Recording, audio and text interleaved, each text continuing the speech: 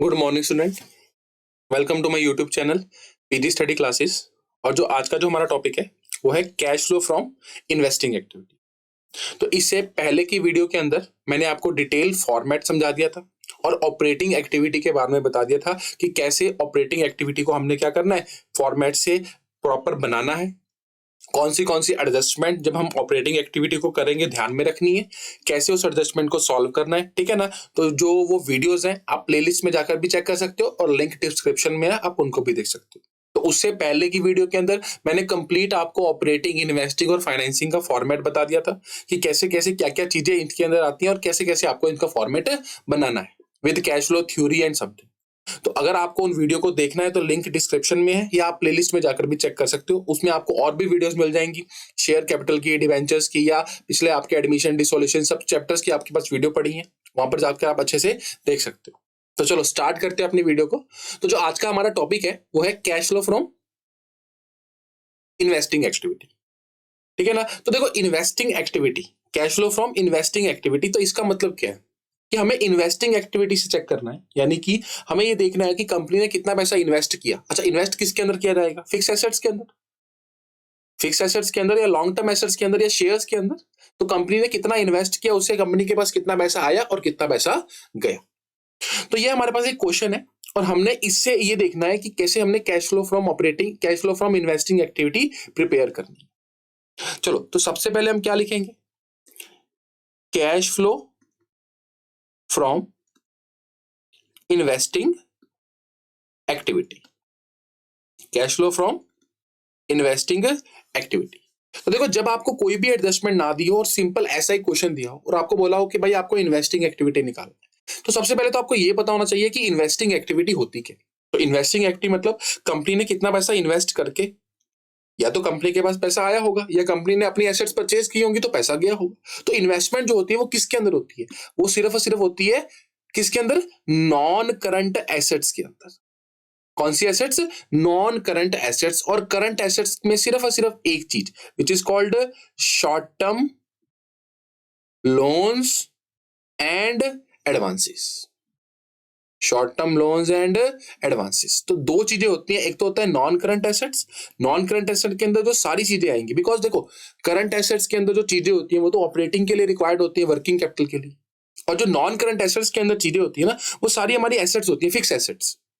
नहीं, like non current investment, कोई shares, तो वो सारी इन्वेस्टिंग का पार्ट है, क्योंकि हमें पता है कि उससे कंपनी ने कितना पैसा लगाया और वो फ्यूचर में इन्वेस्टमेंट के रूप में कंपनी के लिए काम करेगी। बढ़िया काम, मतलब कंपनी को फ्यूचर में कुछ अर्निंग प्रोवाइड करेगी।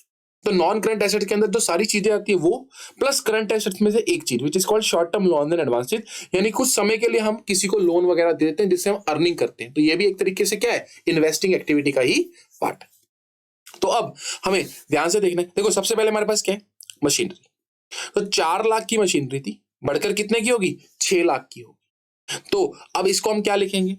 देखो, सबसे पहले हम शुरू कैसे कर सकते हैं? तो चाहे सीक्वेंस वाइज शुरू कर लो या पहले शुरू कर लो आप कितना सेल किया है, या नॉर्मली हम सीक्वेंस वाइज शुरू करते हैं। तो सबसे पहले हमारे पास क्या है? परचेज ऑफ मशीनरी, कि हमने मशीनरी को परचेज किया है। तो ध्यान से देखना, कितने की मशीनरी परचेज करी है? 2 लाख की। तो हम ध्यान से देखेंगे कि क्या पैसे का इनफ्लो है या आउटफ्लो। तो ये तो पैसे का क्या है? आउटफ्लो है, क्योंकि पैसा आने की बजाय क्या हुआ? गया है। मशीनरी आई है लेकिन पैसा तो गया। सेकंड, 4 लाख की थी और कितने की रह गई? 3,50,000 की। तो मतलब मशीन बिल्डिंग क्या हुई है? कम हुई है। तो अब इसे देखकर हमें क्या लगेगा कि शायद ये हमने क्या किया, मशीनरी को सिर्फ बेच दी थी। लेकिन ऐसा नहीं करना, क्योंकि अगर हमें सेल होगा तो वो सेल हमेशा हमें कहां दी होगी? एडजस्टमेंट के अंदर दे रखी होगी। किसके बारे में? सेल के बारे में हमें कंप्लीटली एडजस्टमेंट में बता रखा होगा कि हमने कोई बिल्डिंग का पार्ट बेचा है या नहीं बेचा है। तो लेकिन अब हमें हमारे इसके बारे में तो कुछ भी बताया नहीं है कि 4 लाख की मशीनरी थी, 3.5 लाख की रह गई है। तो इट मींस क्या ये हमने सेल करी है? नहीं। सेल हुई होती तो हमें बताया होता कितने की बेची है, प्रॉफिट पे बेची है, लॉस पे बेची है। तो हमें एडजस्टमेंट में भी कुछ नहीं बताया। तो हम क्या मानेंगे कि अगर हमारी बिल्डिंग, हमारी कोई फिक्स एसेट कम हो रही है तो इट मींस ये क्या हो रही है? डेप्रीशिएट हो रही है। तो डेप्रीशिएट है, इसमें पैसे का कोई इनफ्लो आउटफ्लो तो है नहीं, तो इसको इन्वेस्टिंग एक्टिविटी में रिकॉर्ड नहीं करेंगे। ध्यान रखना है, जब मशीनरी या कोई भी एसेट कम हो रही है तो वो हमारी सेल नहीं होती, वो हमारी क्या होती है, डेप्रिसिएशन। लेकिन एक चीज के अंदर ये चीज अप्लाई नहीं होती, विच इज कॉल्ड लैंड। तो मैंने पिछली वीडियो में आपको, फर्स्ट वीडियो में डिटेल में ये चीज समझाई। देखो लैंड क्या होता है, लैंड हम जो बुक्स ऑफ अकाउंट्स में ट्रीट करते हैं, जो हमारी अकाउंटिंग ट्रीट करती है, land is our appreciating asset. Land कभी भी डेप्रिशिएट नहीं होती। तो इसमें क्या दे रखा है कि 1,50,000 की लैंड थी और वो कम होकर कितने की होगी, 1 लाख। तो अब हमें क्या लगेगा कि 50,000 की क्या हुई है, डेप्रिसिएशन। लेकिन लैंड के ऊपर कभी भी डेप्रिसिएशन नहीं होती। तो इट मींस जो 50,000 की होगी, अगर डेप्रिशिएट नहीं हुई तो वो क्या हुई होगी, सेल हुई होगी। तो कितने की सेल करी है, 50,000। तो क्या चीज याद रखनी है हमने, हमने याद रखना है कि जब भी एसेट कोई बढ़ रही है तो मतलब परचेज किया है, और जब भी कम हो रही है तो क्या किया है, डेप्रिशिएट हुई है। सिर्फ लैंड को छोड़कर, लैंड में डेप्रिसिएशन की बजाय वो क्या होगी, सेल होगी। चलो अब हम देखें किसकी गुडविल। तो गुडविल 1 लाख की थी, अब बढ़कर कितने की हो गया, 2 लाख की हो गई। यानी कि हमने गुडविल क्या करी है, परचेज करी है। तो परचेज ऑफ गुडविल, यानी कि पैसा आया कि गया, पैसा तो गया। बट अगर गुडविल मान लो बढ़ रही होती, 1 लाख की थी, सॉरी कम हो रही होती, तो उसको बोलते थे गुडविल एमोर्टाइज्ड। तो वो भी नॉन कैश चीज होती। क्या होती है वो, नॉन कैश। तो उसको ऑपरेटिंग में ट्रीट करते थे, इसमें ट्रीट करना नहीं है। अब देखो हमारे पास क्या है, 10% नॉन करंट इन्वेस्टमेंट। कौन सी इन्वेस्टमेंट, 10% नॉन करंट इन्वेस्टमेंट। तो 2 लाख की थी, बढ़कर कितने की होगी, 3 लाख की होगी। तो मतलब हमने इन्वेस्टमेंट क्या करी होंगी, परचेज करी होंगी। कितने की, 1 लाख की। अच्छा अगर नॉन करंट इन्वेस्टमेंट 2 लाख की बजाय यहां पर 1 लाख की रह जाती, अब इसको भी वो डेप्रिसिएशन बोलते हैं, नहीं, क्योंकि इन्वेस्टमेंट के ऊपर कभी डेप्रिसिएशन लगेगी, नहीं लगेगी। तो ये भी क्या होती, सेल होती। तो ये चीज थोड़ा सा ध्यान में रखना है हमने कि कहां पर डेप्रिसिएशन, कहां पर सेल होगी। अच्छा अब हमारे पास क्या है, short term loans and advances. 50,000 के थे, 1 लाख के हो गए। मतलब हमने और क्या किया है, परचेज किया। Purchase of short term loan and advances कितना हो गया, 50,000 का। अच्छा अब ये रह गई थी हमारे पास क्या, 10% नॉन करंट इन्वेस्टमेंट। तो मतलब उसके ऊपर, इन्वेस्टमेंट के ऊपर इंटरेस्ट कितना मिल रहा है, 10%। तो हमें पता है कि अगर हमें रेट दे दिया हो तो हमें अपनी तरफ से सोचना पड़ेगा, और ये किसके ऊपर इंटरेस्ट लगाना है, हमेशा प्रीवियस ईयर के ऊपर। कि हम क्या मानेंगे कि जो नई इन्वेस्टमेंट खरीदी है वो 2018 मतलब आखिरी दिन ही खरीदी होगी। तो इस साल पूरे साल कितना पैसा यूज किया, 2 लाख। तो 2 लाख के ऊपर हमें इंटरेस्ट मिलेगा, इंटरेस्ट ऑन इन्वेस्टमेंट। क्या हुआ है, इंटरेस्ट ऑन इन्वेस्टमेंट। कितना इंटरेस्ट मिला, 2 लाख का 10% कितना हुआ, 20,000। तो अब हमारे पास देखो क्या है, हमारे पास 50 और 20, ये तो प्लस में थे तो 70, और 4,50,000 नेगेटिव में था। तो हमारे पास कितना आएगा, 4,50,000 माइनस 70,000। तो ये कितना हो गया हमारे पास, 3,80,000। बट वो भी किस में आया, नेगेटिव में आया। तो ब्रैकेट डालने की यहाँ पर जरूरत नहीं है, हम सिंपल लिख देंगे कैश का इनफ्लो है या आउटफ्लो है। या तो आउटफ्लो लिख देंगे या लिख देंगे cash used from investing activity. Cash used from investing activity कितना, 3,80,000। तो cash flow from investing activity का कोई बहुत बड़ा फॉर्मेट नहीं बनाना होता हमें, हमें उसका सिंपली एक फॉर्मेट क्या करना होता है, तैयार करना होता है। चलो तो एक और क्वेश्चन है हमारे पास। तो अब इसके अंदर लेकिन हमें क्या दे दी है, एडिशनल इंफॉर्मेशन भी दे दी है। तो मतलब अब हमें क्या करना पड़ेगा, देखो सबसे पहले हमने वही फॉर्मेट बनाएंगे। तो फॉर्मेट में हम क्या लिखेंगे, कैश फ्लो फ्रॉम कौन सी एक्टिविटी, इन्वेस्टिंग एक्टिविटी। तो सबसे पहले क्या चीज है हमारे पास, इन्वेस्टमेंट किस में करी है, लैंड में करी है। 6 लाख की थी, बढ़कर कितने की होगी, 16 लाख की होगी। यानी कि पैसा आया कि गया, पैसा तो गया, क्योंकि परचेज ऑफ लैंड है 10 लाख की, तो पैसा गया। अब उसके पास क्या है, 10% लॉन्ग टर्म इन्वेस्टमेंट, यानी कि 10% लॉन्ग टर्म इन्वेस्टमेंट। 4 लाख की थी, 2,50,000 की रहेगी। तो देखो पैसा 4 लाख की थी, कम हुई है, तो इन्वेस्टमेंट है, इसके ऊपर कोई डेप्रिसिएशन तो लगी नहीं। तो क्या होगा, सेल ऑफ इन्वेस्टमेंट की, कुछ इन्वेस्टमेंट हमने क्या कर दी होगी, बेच दी होगी। कितने की बेची होगी, 1,50,000, क्योंकि 4 लाख की थी, 2.5 लाख की रहेगी। और इसके ऊपर हमें क्या मिला होगा, इंटरेस्ट भी मिला होगा, इंटरेस्ट ऑन इन्वेस्टमेंट। तो इंटरेस्ट ऑन इन्वेस्टमेंट कितना मिला होगा, 10%। और किसके ऊपर कोई एडजस्टमेंट में कुछ नहीं दे रखा, तो किसके ऊपर लगाएंगे, प्रीवियस ईयर के ऊपर, 4 लाख के ऊपर कितना 10%, तो कितना मिला 40। प्रीवियस ईयर पर क्यों लगाते हैं? क्योंकि हम क्या सोचते हैं कि जो वापस किया होगा वो लास्ट डेट 31 मार्च 2015 को किया। अच्छा, अब क्या है, प्लांट एंड मशीनरी, तो उसका एक अकाउंट है और अब गुडविल है। तो अकाउंट बनाने से पहले हम गुडविल का ट्रीटमेंट कर ले कि 15,000 की गुडविल थी, बढ़कर कितने की होगी 80,000 की होगी, यानी कि ये भी हमने क्या करी है, परचेज करी है, परचेज ऑफ गुडविल। कितना आएगा, 15 की थी 80 की होगी है, तो ये कितना आया 65,000 कैश यूज्ड। अच्छा, अब हमारे पास क्या है, प्लांट एंड मशीनरी है, लेकिन उसकी एक एडजस्टमेंट है, तो हमें क्या बनाना पड़ेगा, हमें बनाना पड़ेगा एक प्रॉपरली उसका अकाउंट बनाना पड़ेगा। तो इसका अकाउंट बनाएंगे प्लांट एंड मशीनरी। तो देखो सबसे पहले बैलेंस ब्रॉड डाउन बैलेंस कितना था इसका 2 लाख, और कैरी डाउन बैलेंस कितना था इसका 3 लाख, मतलब 2 लाख की थी बढ़कर कितनी हो गई 3 लाख की होगी। तो क्या परचेज करिए, नहीं, कुछ हमारे इससे चीजें भी बता रखी हैं कि 40,000 की मशीनरी थी, डेप्रिसिएशन कितना था उसके ऊपर 12,000 का, और वो 35 के अंदर बेच दी थी, यानी कि इसको ऐसा लिख ले यहाँ पर कि 40,000 की मशीन थी, कितनी डेप्रिसिएशन लगी थी उसके ऊपर 12,000, कितने की रहेगी होगी 28 की, लेकिन बेची कितने की है 35 की, तो फायदा हुआ कि नुकसान हुआ, 7,000 का क्या हुआ, प्रॉफिट हुआ। तो मैं यहाँ पर क्या लिखूंगा कि देखो 2 लाख की मशीन थी, उसमें से मशीन हमने बेच दी, कितने की बेची थी 40,000 वाली बेची थी, और कैसे बेची थी, सबसे पहले क्या लिखेंगे, बाय बैंक। सेल कितने की करी है, कितने की सेल हुई है हमारी, हमारी सेल हुई है 35,000 की, और प्रॉफिट हुआ कि लॉस हुआ, प्रॉफिट हुआ, कितने का प्रॉफिट हुआ, हमें प्रॉफिट हुआ है 7,000 का, और यहां पर मैं क्या लिखूंगा, बाय डेप्रिसिएशन। तो अब ध्यान से देखना है, 2 डेप्रिसिएशन दे रखी है, एक तो ये वाली एक ये वाली, तो ये कौन सी है, depreciation charged during the year, कितनी थी, डेप्रिसिएशन कितनी चार्ज करी हमने पूरे साल की, वो है 60,000, और ये कितनी थी 12,000, मतलब ये जो 12,000 है इस पर्टिकुलर मशीन के ऊपर, वो ऑलरेडी इसके अंदर क्या होगी, इंक्लूड होगी, तो हम यहाँ पर कौन सी वाली डालेंगे 60,000। क्यों डालेंगे, क्योंकि 60,000 के अंदर ये 12,000 ऑलरेडी क्या होगा, इंक्लूड होगा, और जो ये हमारी मशीनरी है ना इसके ऊपर भी तो डेप्रिसिएशन लगी होगी, और इसका अलग से प्रोविजन नहीं है, तो इसी में डालना पड़ेगा।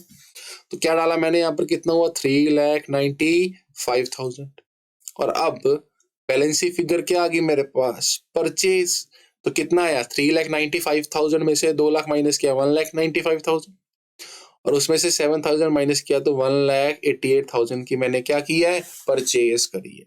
तो देखो अब मैं इन्वेस्टिंग में क्या चीज डालूंगा, एक तो डालेंगे सेल, कितने की सेल करी थी इस साल, कितना पैसा आया होगा, सेल ऑफ मशीनरी कितना पैसा आया होगा 35,000, और कितने की परचेज करी थी, कितना पैसा गया होगा, परचेज कितने की करी थी 1,88,000 की परचेज करी थी। तो अब हमारे पास क्या आ जाएगा, अब हमारे पास बेसिकली आ जाएगा कैश, या तो कैश का क्या होगा इनफ्लो होगा, या कैश का क्या होगा आउटफ्लो होगा। चलो तो देखते हैं हमारे पास क्या आएगा, देखो 10 लाख क्या है नेगेटिव के अंदर है, 10 लाख माइनस के अंदर है, और 65 माइनस के अंदर है, और 1,88,000 क्या है माइनस के अंदर है, ठीक है ना। तो प्लस के अंदर कितनी चीजें, सबसे पहले प्लस वाली चीजें देखेंगे, तो sale of investment 1,50,000, sale of investment कितनी थी 1,50,000, प्लस 40,000 हमारे पास इंटरेस्ट आया था उसके ऊपर, और कुछ सेल थी, यस थी, कितनी थी 35,000, तो टोटल हमारे पास 2,25,000 तो कैश आया था। और अब गया कितना था, गया था 10,65,000 और 1,88,000, तो ये हमारे पास कितना आ गया, ये हमारे पास आ गया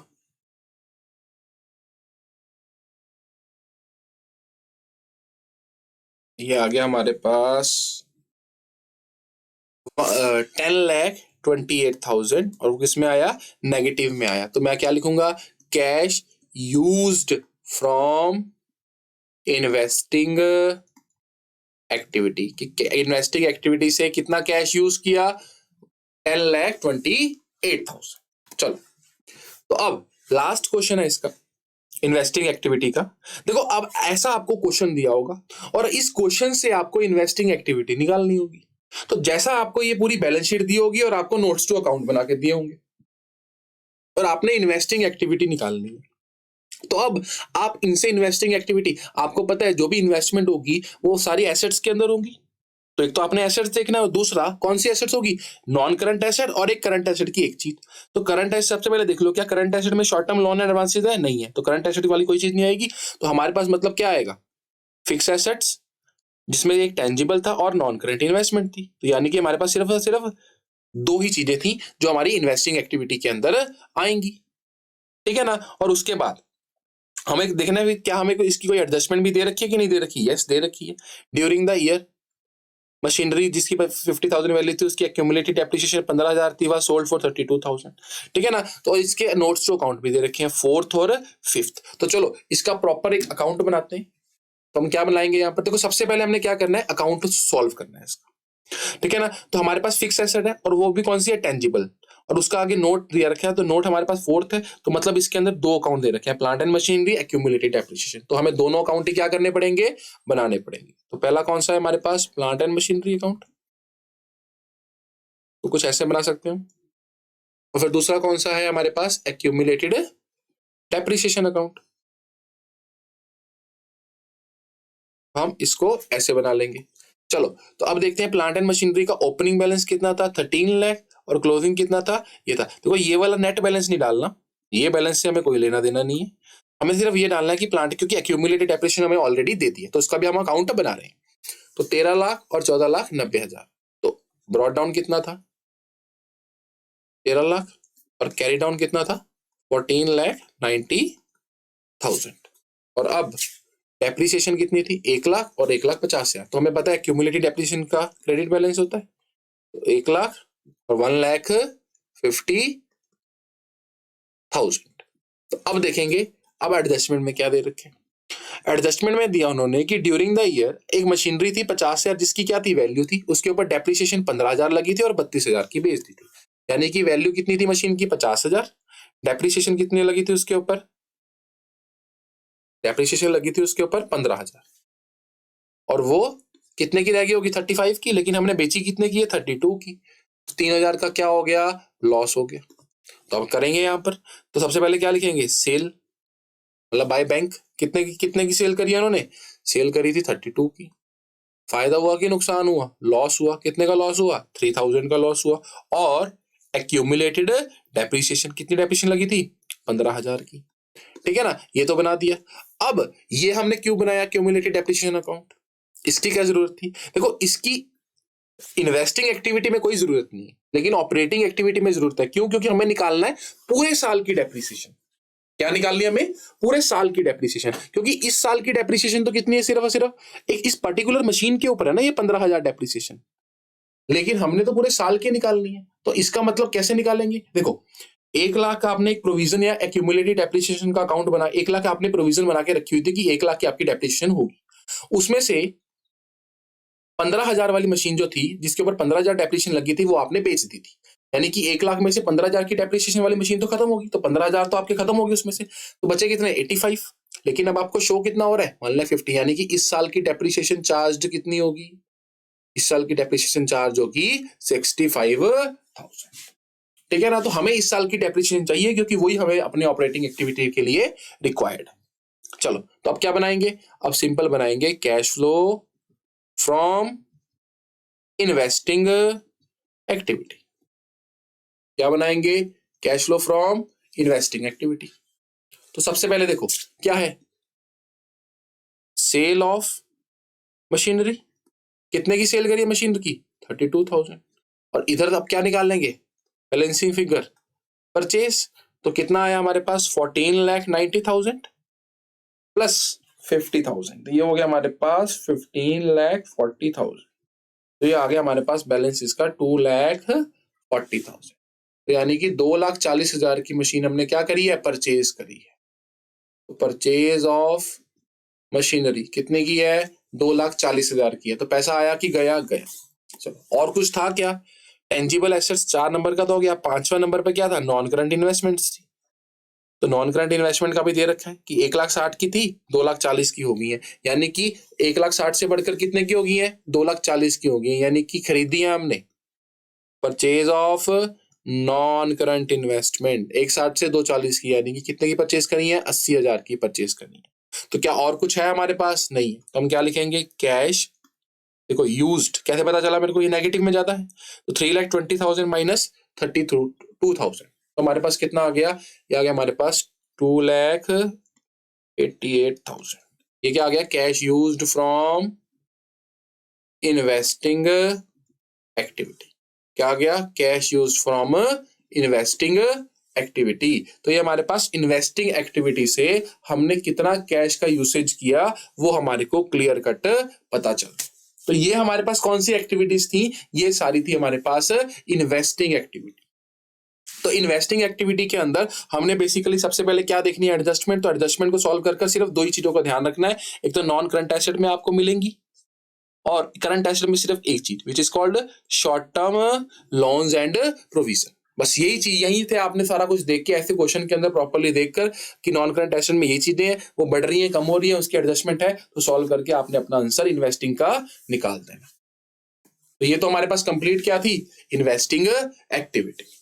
थैंक यू।